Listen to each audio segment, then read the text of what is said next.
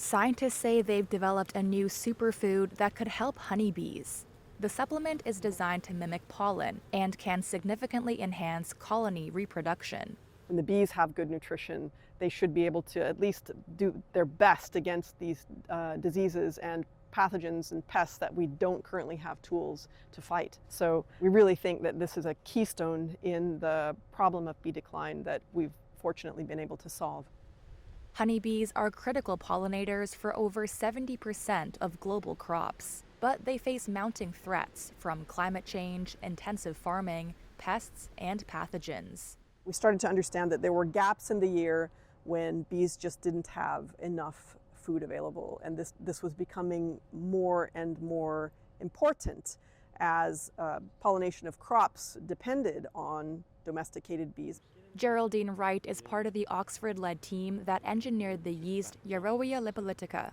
The technology that has been developed here in my lab enables us now to create a food that does not depend on floral pollen. We can actually make a pollen substitute which we can feed to bee colonies, which represents their complete nutrition.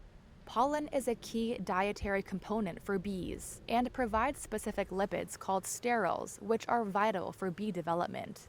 But commercial pollen substitutes often lack those nutrients, unlike the new superfood. Using this yeast to produce these sterols means that we can make a pollen substitute which can sustain bee colonies indefinitely.